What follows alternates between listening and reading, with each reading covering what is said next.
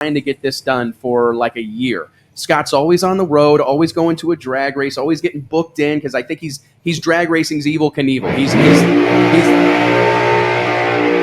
I don't know about you guys, but they're gonna have to put rods in Stevie's car. Yeah, he's wearing this thing out. I mean, my goodness, he's wore out everybody on the pits this weekend. I'm telling you, yes. Including me, first round. Oh, well, ladies and gentlemen, let's give it up. Al, Clay, everybody. Scotty Palmer in the house. Woo, woo. Unbelievable, man. Thank you so much for being here, buddy. I know you got a lot. You've probably got, you got 75 race cars over there. I'm sure you got 3,000 people. What has this week been like for you? I mean, we saw that Nitro Studebaker in Tulsa with the blower kind of hanging on the hood. Yeah, it landed in my lap at Tulsa. Oh, that was a sketchy deal. It was ugly. It was ugly, man. But that's going to happen. That's what I tell everyone. Yep, it's bad that it happened, but it's going to happen. And the reason you sell T-shirts and the reason I get so much messages and fan response from that car, some of it is, hey, that's never going to work. And it may not, but I bet it does. It's went further than people think. I've tested it more than they think. We've had a few mishaps lately, and it's all self-inflicted. That one was me. I heard Tucci. I'm blaming it on him because he sat in the tower. He might have went 300 feet a few times, but so I'm down there and I'm like, oh yeah, watch this. It went 500 feet last weekend. Well, guess what? I like Ronnie Stidham, alcohol funny car guy, used to tell me, put your hip into it when you stomp that gas pedal. Well, I did, but I couldn't get off the gas pedal soon enough. The RPM went to the moon. When it came down to hydraulic, the blower landed in my lap. The blower lands in my lap after it splits a rod down the middle from hydraulic in. But that's going to happen. It's just a chance you take. That car is going to do that sometime. It is a fuel car. It is a 100% top fuel setup. There's not one thing. We took another motor out from under the bench, put in it for Saturday night. It's incredible, man. I mean, I was going to get to I think we got to start with the Nitro Studebaker and what you guys are trying to do. I'm drawing the Sandman or Mac Daddy. J.R. Sandlin. Daddy. Yeah. Yep. J.R. Sandlin. He was out here last night and he made a pretty good. He made a good run. I mean, did it run good? It ran pretty good. Okay, because it looked like it ran pretty good. The scoreboards weren't on, but it was a visually stunning run. It was a good run. Okay, so, I mean, I guess that kind of tells us. I'm not saying it is a world record pro mod run or nothing, but you gotta understand what we're trying to do. My car is definitely there to be the wildest thing ever. I want it to be wild. I want you to have to go back, pull the heads off. The full service, that's part of the show. Once we get this really lined out, and we will, it's closer than it looks. I get carried away. I get excited at these bigger events, and I start putting weight on the clutch and add a degree of timing because I want to light the place up. Well, real quick, let's back up. That run on Monday night, yes. right? Those two shots, the Top Fuel cars, you and Mitch yes. King, an outlaw fuel altered and Top Fuel kind of legend down here in Texas, that was nuts. It was nuts. 305 in the 8th mile. And it was actually, honestly, I kind of liked seeing the Top Fuel car go to the 8th mile better than I liked the 1,000 foot. And I don't want to get a whole bunch of shit stirred up, but I recognize those numbers. You know what I mean? Like the 8th mile numbers just mean something to me. And I know 286 mile an hour to the 8th. We weren't like trying to go super fast, but you're at the Texas Motorplex. We weren't trying to go slow either. Right. We want to put on a show. This deal is all about, this is about the future. This race is more of a social media event to get the word out there. And now the word's out there. I have 3,000 to 5,000 messages that started Monday night after they saw just Facebook clips of the music, seeing you, for me, it was a little bit of a moment that I'll never forget. Seeing you climb in that Top Fuel car, Scott, with a fog machine blowing smoke on you and lights and lasers and pyro. And for me, I'm going to get all choked up, but it was like, Scott deserves this, damn it. He deserves to feel like this. His family deserves to see him treated like this. This is how drag racers, you guys are rock stars and you deserve to get treated like rock stars. And when you were climbing over the frame rail there and jumping down in the car and you pointed at me and clapped, I thought, if this happened consistently, drag racing would be the biggest motorsport in the world. Well, that's the problem. People don't know the story of the guys. If I can't tell my story, no one would believe it. No one would believe where I came from. They wouldn't know how it happened. So I've always been kind of an outlaw, and I just do what I want. If you don't like it, tough. I'm going to do it anyway. and we've seen it on display. I remember the first time I ever encountered. I mean, I've heard of you. You're where we're from, Missouri. Right. You're something of a legend. I mean, you're an outlaw, but you're a legendary outlaw. Something like Jesse James, right? You should probably be wearing a holster. Everybody's seen you do your thing.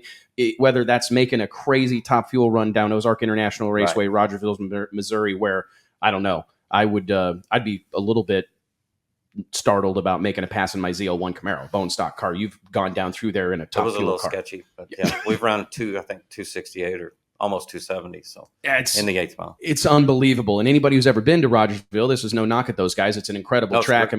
Great facility. But I mean, running a car like that there, my first experience seeing you in action was at the Street Machine Nationals, which they just had a couple weeks ago. An incredible event down there in southern Missouri. At Rogersville, at Ozark International Raceway, and you had a 63 Corvette with a top alcohol funny car engine and drivetrain out of it.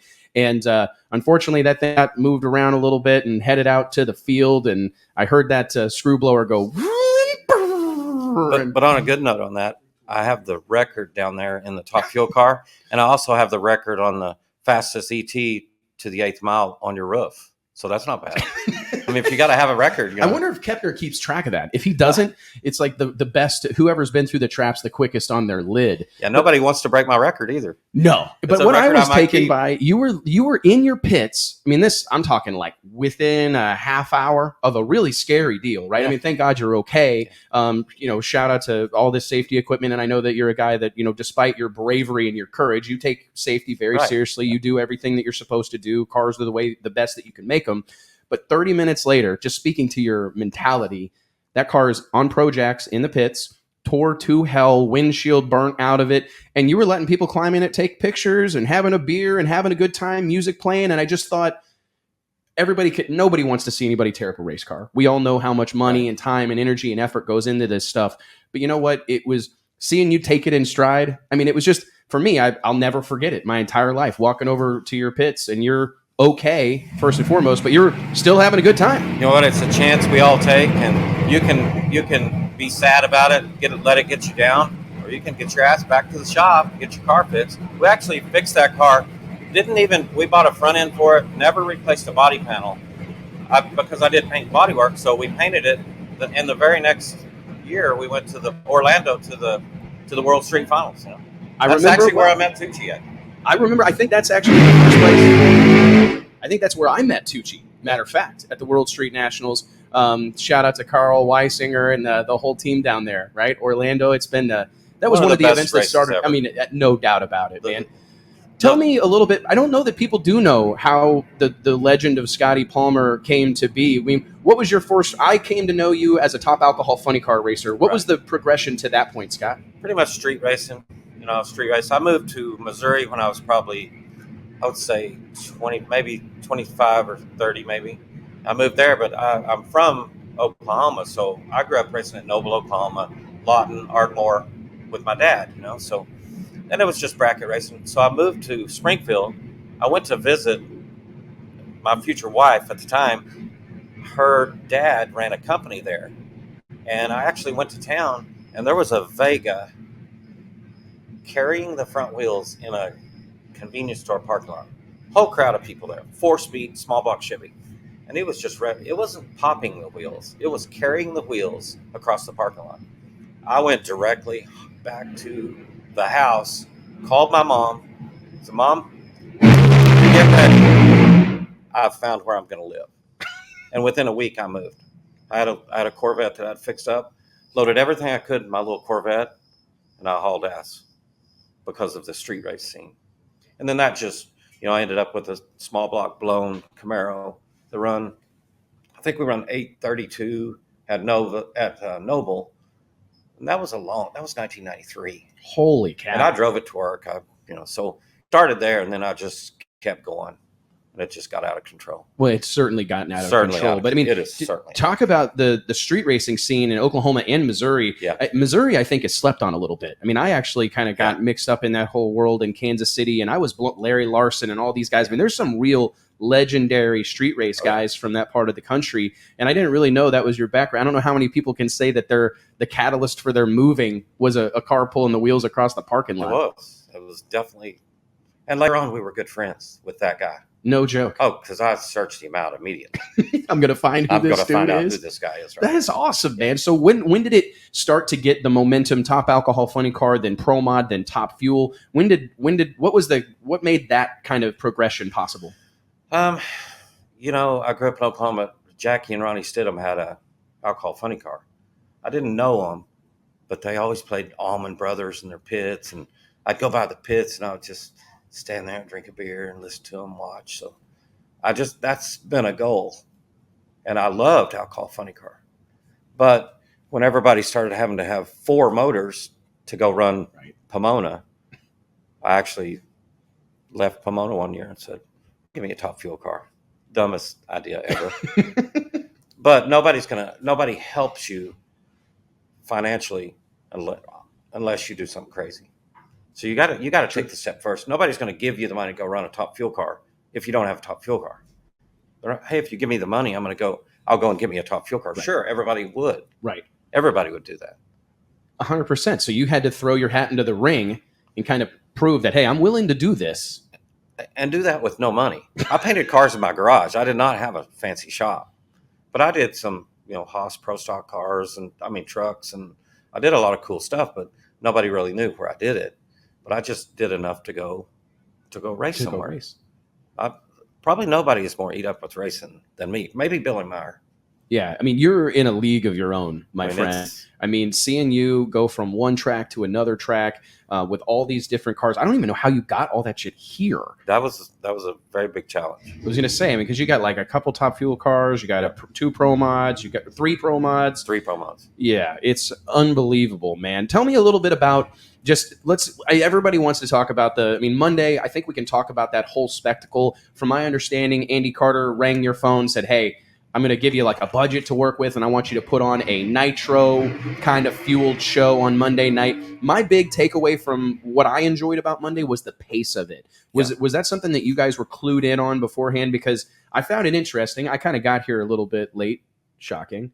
I got here a little late on Monday night. I roll in, and Mike and I jump out of the car, and the staging lanes are full, and everybody's like belted in. Right. Like it wasn't like, hey, get up here and start getting ready. It was get ready because we're going to run these things in rapid succession.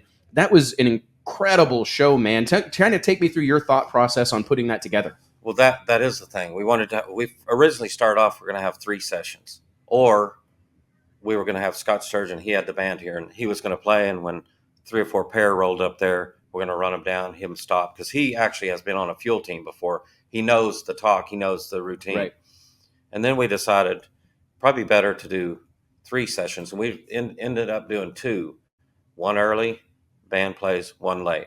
Wanted to keep it not dragging on forever, and the band play. And we learned a lot of stuff. Next year we'll probably have the band in our pits, because then the fans don't have to go back and forth, and it's not so far to see the band and then see the cars. But that was one of the big deals, was we want to keep it moving, get people in their cars. And then the last session, they did a lot of, filming or just following us around, getting in the cars. Because I told them, I said, how many times you've been to a race and you wonder what an IndyCar guy is saying before he gets in that car? What are they doing? Let's look at that.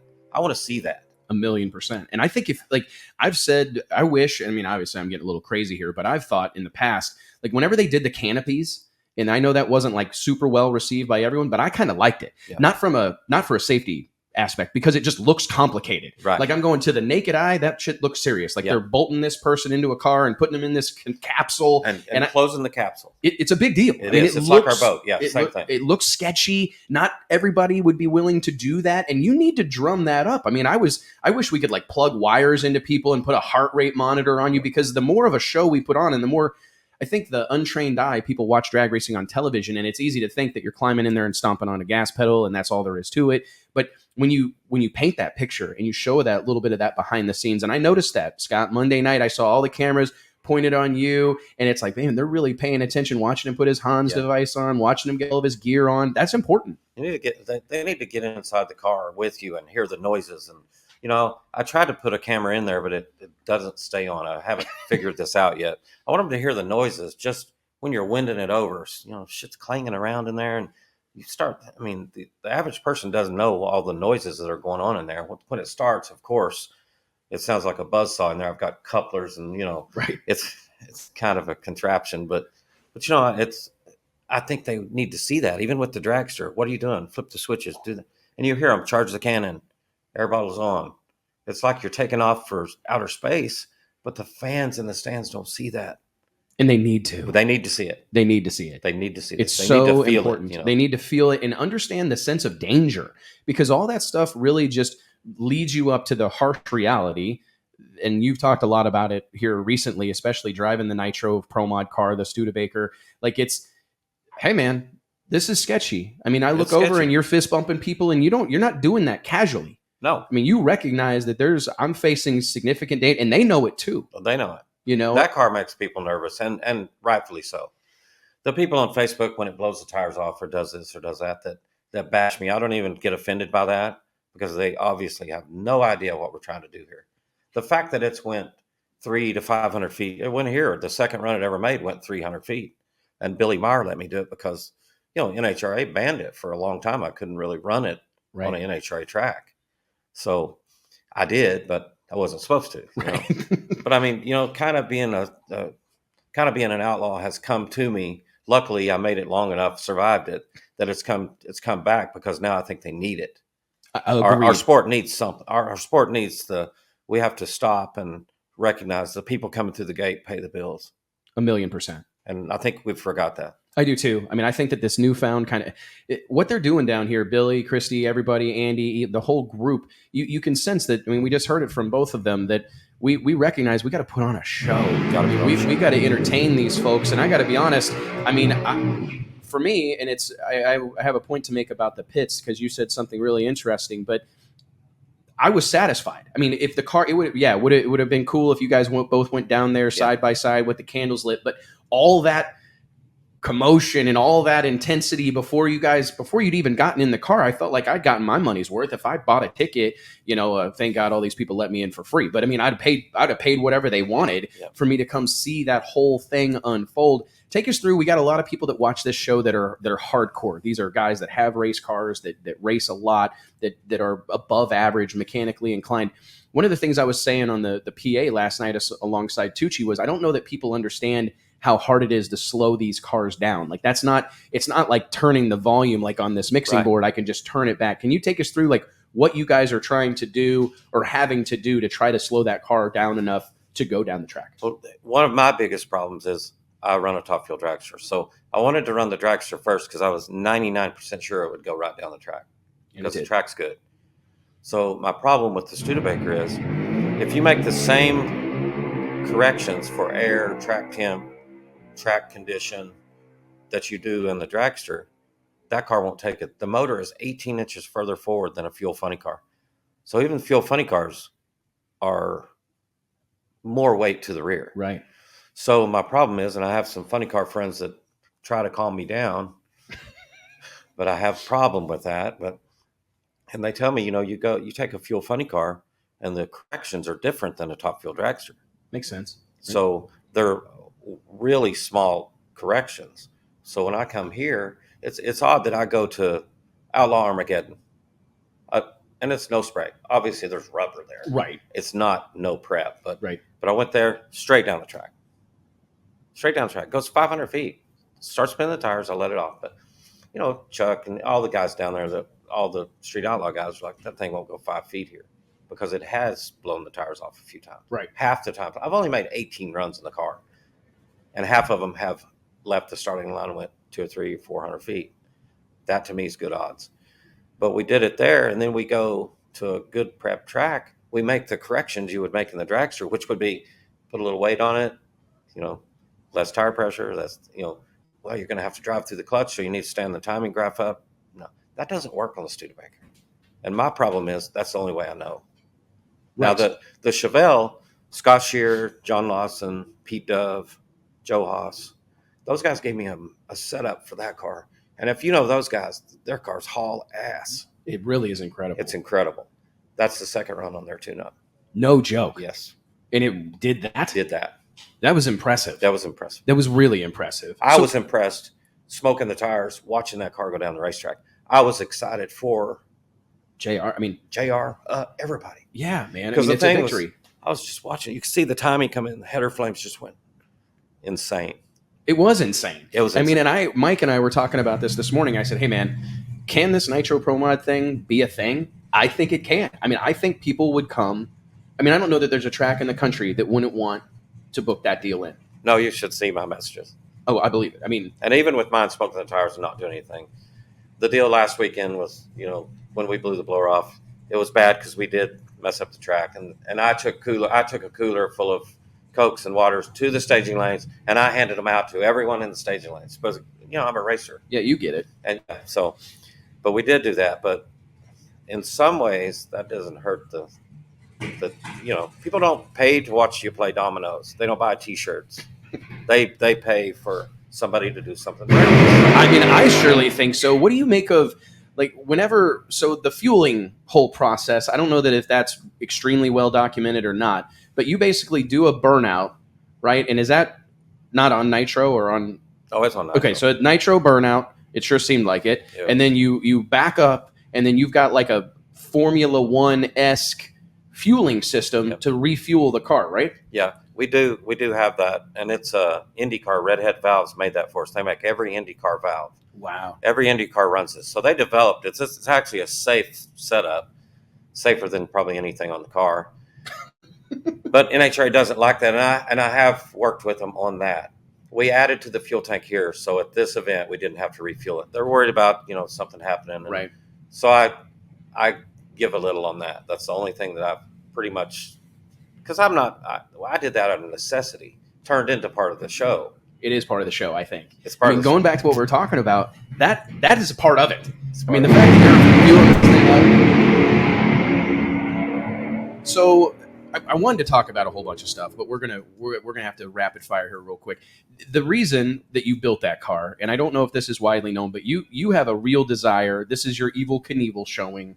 You want to be the guy who goes 300 miles per hour in a door car, correct? Yeah, that's the whole goal. That's the whole goal. That's the reason that thing exists. That's the reason it's put together. And you talked about the odds. You've made 18 runs in it. Sitting here today, October 6, 2021, if you had to pick a day on the calendar or pick amount of time that has to pass before that goal becomes within reach, I mean, how far into the process do you think you are? I think it'll be this time next year. No shit. That's the kind of process you're making. Progress you're making. Outlaw Armageddon, it ran about 240 to that point on the computer. There's no clocks there. Right. And you can, whatever, it's on our race pack data, so nobody else has to see it. No, I don't really. Yeah, you don't need to prove it to anybody. I don't need to prove it. I'm doing it for myself, I'm doing it for the sport, but I'm doing it for myself. This is my quest in life, It's awesome. Is it. I told Mike, I want to make a movie about it. I really do think that it's like, this is something that needs to be chronicled. It needs to be, the story needs to be told in a really concise way, follow you along through this whole process, because that there's no other mark that's going to really be as significant as that. I mean, you're going to join, I believe, Kenny Bernstein as this true pioneer that broke a barrier that no one, people, I guess, maybe believed that barrier was going to be broken, but I don't know that anybody ever imagined someone would go 300 miles an hour in a door car in a quarter mile. But see, I do. I actually believe that a turbo car will do it first if I don't hurry. I'm not saying in 1 year. But if they turn turbo cars loose right now, Shane T would run 300. I think he could. I've thought about that. Carl Stevens Jr. and I have had conversations about it too, because that's something that's on his radar as well. Yes. He's talked about, I really think those cars have been 270 without hanging the rods out of them, without spontaneously combusting. Right. So it's clearly maybe there. Obviously 30 mile an hour is a lot, but with those things, not really. It's there. Yeah. I watched Shane T run 221 in the 8th mile last weekend. In the 8th mile. Yeah. It's bonkers. Awesome. It's absolutely bonkers. Those cars are impressive. So when you look forward, you talk about this event is kind of for the future. Let's talk about Scott Palmer's future. You don't intend, I believe, to run like a full pull Top Fuel series. That's no longer on your radar? You're just looking for a good time? I wanted to prove that a little guy could be competitive given the chance. I proved it. Yes, you did. So now I want to run half 10 or 12 NHRA races, and then I want to run whatever I want. It's awesome, man. I'm in a position where I can do that now. So I haven't put all my eggs in one basket. So, I talk to Ned all the time. And last year he said, "What are you doing buying an Alcohol funny car?" Well, I want to run Funny Car Chaos. The 64 car field. And it was awesome. Chris Graves, I mean, it's a killer deal to be a part killer of. Deal. And I just couldn't see me not being in the staging lanes. Right? Got to do it, man. So if you think about it, during the virus, I won't go to a race with no fans. So I skipped 4 or 5 races at Indy. That money that I didn't spend to go run bought me a Corvette Pro Mod turnkey and an Alcohol funny car turnkey. Now I don't have all my eggs in one basket. Now I can do a little bit of whatever you want. A little bit of whatever I want. It's awesome, man. Thank God for that. How, seeing that burnout you did Monday night in the Studebaker, why? I mean, I think everybody, I mean, you're known for being the guy that still does the throttle wax in the pits. What can we do to has that ship sailed as far as like these guys that are here, Yeah. The NHRA guys, are we ever going to see those cars do big burnouts and how bad does that, I mean, can you go fast and do a big nasty burnout? Yeah, you can. Okay. I take Ozark Raceway for granted. That is for example, that ran 310. Obviously that could have run 305 or better if we'd just open the flows a little. But that was an 1/8 mile underpower burnout. Yeah, I mean, it went to the scoreboards. Yeah, with the tires smoking. Right. It was a full 1/8 mile burnout, and obviously it didn't hurt it. It went right down. And I've done it in the dragster a few times. I'm 100% sure it'll do it. I mean, and that's what kind of breaks my heart because I feel like our sport, it's like we owe everything to racers, but at times racers can be the biggest problem. Right? Is because we will sacrifice almost anything in the name of performance, even our show. Right. It's a problem because if you don't believe that, everybody gets caught up and they think NHRA and our sport is just a huge deal, and you get a little bit caught up in it and you forget why you started doing it. But if you'd been here for the Sunday night concert, you'd realize how small our sport is. Yeah. They came for a lantern show. They lit lanterns and sent them in the sky. Half the people there was 35, 40,000 people probably here. I've never seen this place with this many people, especially at a race. And half the people left after the lantern show. So we're doing something wrong. We have to get our sport out there. I think you're right. I mean, I can't help when I saw the production on Monday night and I see the bands and all the extra stuff. Like if that's how we did it, like if that was the rule instead of the exception, I think this would be a guy like you would be sponsored by Coke. You know what 100%. I'm saying? Like it frustrates me because clearly you look at Motor Trend can't get enough car content. I mean, they've got 70 different dudes rebuilding cars and restoring whatever. I mean, automotive content is doing well right now. We got Detroit auto manufacturers that are sending cars off the assembly line that makes 700, 800 horsepower. Right. That Dodge has got a truck that makes like 1,000 horsepower. Tesla's got 1,000 horsepower electric car. Performance matters. People still care about their car. People still are into this shit. The Street Outlaws have done a fantastic job. They've done great things for our sport. Great things for our sport. And so to your point, Scott, whenever I'm here and I see, maybe the crowd, we not being what we want it to be in some of the events all over the country, I feel like we got to take a little bit of responsibility for it. We do. And the problem is we don't ever do that. No. As a group. Individual here and there, like us doing our crazy shit that we do. Yeah. That's cool and everything, but somebody else has to I'm not a businessman. I'm not a promoter. I'm not anything. I'm just out here, We were more than that, but doing what I love. I get what you're saying. Yeah. But I mean, somebody has to do that, like Eddie Carter and Billy and Christy, and they saw that. How do you call me to do this? To me, that's crazy. It was awesome. I wouldn't have, but who else do you call? I don't know. I actually have a guy that wants to talk to you about driving a Top Fuel car, so I need to get you connected with him next week. But anyways, I mean, I think that I hope Scott, you're a legend. And I mean, people respect you, and I think they respect the passion. Yeah. Right. I mean, I think people know that it's a guy that's out here doing it for all the right reasons. Right. I mean, you could do something else. It's cost me. It has definitely held me back plenty of times, but I will not I will not do it any different. I mean, I don't think you need any more like reinforcement than that sea of humanity that crowds around your pit, no matter where you go. Right? Whether it's Wichita, whether it's here, whether it's Martin, Michigan, wherever, when you show up and you embrace that, it's that Evel Knievel thing, man. All you need is a cane, maybe. You know what I'm saying? I mean, you know how to put on the show. You see that little truck down there? Yeah.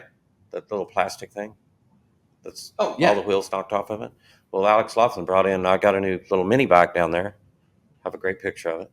He brought in from 160 Wrap, his 360 Wraps, I think, his sponsor. Sticker kit. So now my new little Honda 110 is stickered up Evel Knievel. So we're gonna jump that this weekend. There might be a few beers involved. Well, I want to be here when Scotty jumps. We're building a ramp right now over there. No joke. Well, I'm coming to your pits as soon as we're done. Scott, thank you so much for being here, man. I could talk to you for 10 hours, but I know that we got to keep on Plus, moving. You got Clay Milliken. We got Clay Milliken sitting over here. He's been patiently waiting in the green room for 3 days, man. He'll probably jump the mini bike too. I bet he would. I know he can. It's in his blood. I know he can do it. I know he can do it. I may break a hip or something, but we'll pick you up, brother. They tell me over there, no, we're not going to let you do that. You got stuff to do this weekend. I said, no, Alex is driving this weekend. I'm good. Yeah, you're good, man. Good. You're set. You're just here to hang out, man. Hey, real quick, how about Alex Laughlin? It would appear that he's doing a great job. You proud of him? Very proud. I mean, it's cool. How is the experience of like I love the melding of you and him, because he kind of brings this like real polished, you know what I mean? He's got everything's all done up exactly the right, how he wants it. It's all perfect. Have you enjoyed seeing that it's been fun. It's been a lot of fun. I'm used to me and Lee Calloway drive the other ones, and me and Lee Calloway we're just buddies. It's just like he was quitting his alcohol dragster deal, and I said, oh no, you got to drive a top fuel car before you quit. I'm not going to do that. I said, yeah, come on, we'll put this other car together. So anyway, we do that for Lee. But we're doing it as buddies. Right. We're just buddies. Yeah. So Alex's deal, I told him, I said, you have such a huge following over here in this world. I have a huge following of outlaws and rebels, and you may see Hell's Angels or Bandit. You may see, don't tell them what you'll see, but they're all true friends. Yeah. True friends. But I have all the outlaw deals. So he posted a picture of him in a tractor after he got his license and ran Denver. I told him, I said, you have to post more pictures like that. People think you sit at home and, get your fingernails done. Yeah. You post pictures like that, you'll have all my fans on your side. But my fans are those guys in those tractors. Yeah. And that's 100% right. And his fans are think I'm lost my mind. I'm a little too rough around the edges for them. I like it. But I think it's kind of merged them together. So it's been a pretty cool deal. And he's doing a great job. And you've given him a car and that's the coolest part, right? It's not like this thing's making it 8 foot. I mean, he could win this weekend. Oh, yeah. He beat himself up the second race. He lost on a hole shot. Second race in, man. Said, come on, man. Quit. You got to quit worrying about your lights. I would say it took me 15 years to run 370 something, and he did it in his third run. Right. So you have to put it in perspective a little bit. It's incredible, man. Thank you for what you do for the sport of drag racing, Scott. Seriously. I love you, man. I just love the sport. We got to keep it going. Somebody's got to. We got to get the stands full again. Yes, sir. And some excitement. I want to talk about it. I'd love to. Both of those cars Monday went down the track, but I'm still not willing to back my car down. I'm not going to. I'm going to make it work. It's gonna work. Does that thing got solid rear suspension? Solid. It's got a 12-inch Crispin, just like a funny car. That's bonkers. Absolutely bonkers. Thank you, Scott. We'll come see you in a little bit, brother. Okay. Thank you so much.